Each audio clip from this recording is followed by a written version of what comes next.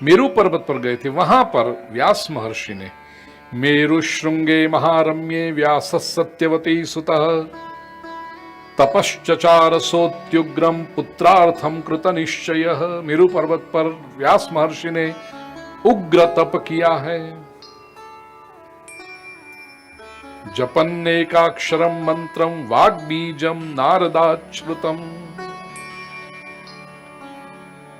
एकाक्षर वाग्बीज का जप किया, लेकिन यहां स्पष्ट लिखा है वाग्बीजम नारदाच्छ्रुतम।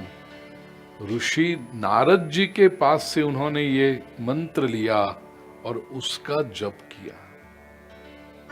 तो ये सज्जनों, ये अत्यंत महत्वपूर्ण बात है समझने के लिए। केवल अनुवाद पढ़ोगे, ग्रंथ पढ़ोगे तो नारद जी के पास से सुना हुआ वाग्बीज मंत्र लिया और व्यास महर्षि जप करने लगे, मेरू पर्वत पर जाके आगे चलोगे आप। लेकिन पुराणों का जब अध्ययन करते हैं तो पुराणकार ऐसी ऐसी बातें रख देते हैं जो हमारे जीवन में बड़ी समझने जैसी होती है। महर्षि व्यास हैं, स्वयं इतने ज्ञानी है, प्रज्ञावान है, वेदों का विभाजन किया है, पुराणों की रचना की। इतने ज्ञानी व्यास महर्षि, क्या उन्हें वाग्बीज पता नहीं था? जो स्वयं देवी भागवत लिख रहे हैं, क्या उन्हें वाग्बीज पता नहीं था?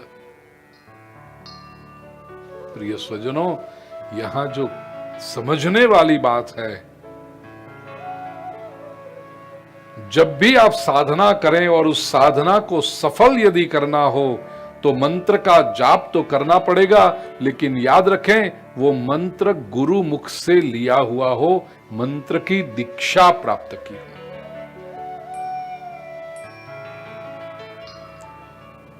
आजकल लोग पढ़े लिखे हो गए, जो बहुत अच्छी बात है।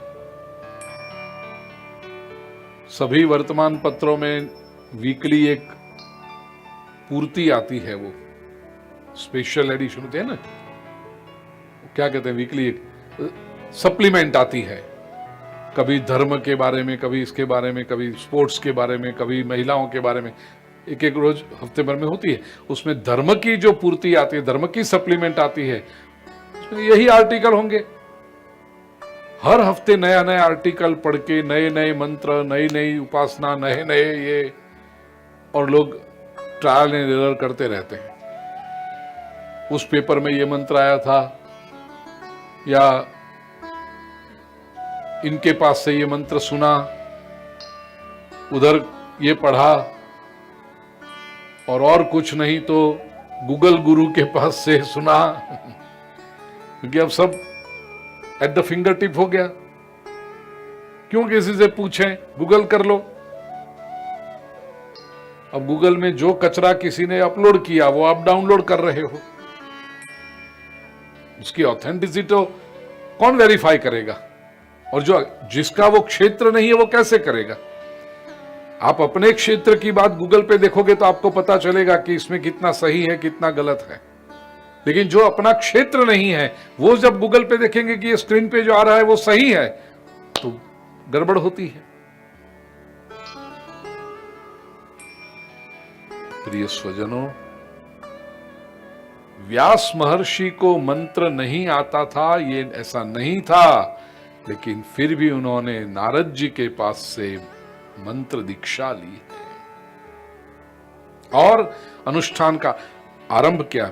शिव पुराण की कथा यदि आपने ध्यान से सुनी होगी, न ध्यान से सुनी होगी तो फिर से एक बार सुन लेना, YouTube चैनल पर है, शिव तत्व दर्शन। उस कथा मैंने डिटेल में कहा था, यहां तो केवल उल्लेख कर लूंगा। शिव पुराण में भी है और महाभारत में भी डिटेल में वर्णन है।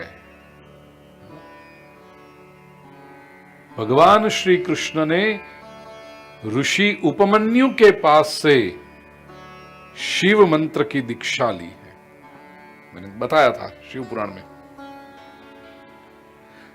भगवान कृष्ण तो अवतार हैं, यस्य निश्वसितम वेदाः, जिनका उच्छ्वास ये वेद बन जाए, ऐसे भगवान श्री कृष्ण शिव जी की आराधना करें, वो बात समझ में आती है कि विष्णु और शिव परस्पर एक दूसरे की आराधना उपासना करते हैं। लेकिन शिव मंत्र की दीक्षा जो ली है उपमन्यु से ली है। केवल शिव पुराण में यह बात होती तो हम समझ लेते सांप्रदायिक, शिव पुराण की बात है तो भगवान शिव की महिमा करनी होगी, लिख लिया होगा। महाभारत में भी यह वर्णन है। महर्षि व्यास यदि गुरुमुख से मंत्र लेते हैं, भगवान श्री कृष्ण स्वयं यदि गुरुमुख से मंत्र लेते हैं, तो यह समझना चाहिए कि मंत्र दीक्षा की कितनी महिमा है। मंत्र वही होगा जो आपकी निष्ठा होगी वो, लेकिन गुरुमुख से जब वो दीक्षा प्राप्त होती है तब उस मंत्र की ऊर्जा कई गुना बढ़ जाती है। महापुरुष दृष्टांत देते हैं, बुलेट आती है ना, वो बुलेट आप हाथ में पकड़कर किसी को मारो, ताकत होगी आपके हाथ में, और मारा तो जैसे पत्थर से कुछ लगता है ऐसा छोटे मोटे घाव लगेगा उसको। लेकिन वही बुलेट जब पिस्तौल में रख के छोड़ी जाए तो क्या परिणाम आता है।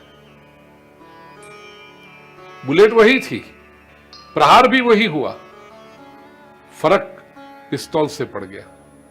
क्यों? बुलेट कैसे छोड़ी? इधर उधर से कहीं से पढ़ लिया, सुन लिया, और जो मंत्र का जप किया वो बुलेट हाथ से फेंकने की तरह है। और गुरुमुख से जब मंत्र दीक्षा लेकर के उसका जप करते हो तो वो पिस्तौल से छुटी हुई गोली की तरह, उसकी ऊर्जा बढ़ जाती है। कि महापुरुषों ने दिया हुआ दृष्टांत है, मैं प्रसादी के रूप में आपके सामने शेयर कर रहा हूं आपके साथ। क्योंकि गुरु के पास से जब मंत्र दीक्षा लेते हो तो गुरु का ज्ञान, गुरु की तपस्या, गुरु की भक्ति, वो सब भी उसमें जुड़ जाती है साथ में।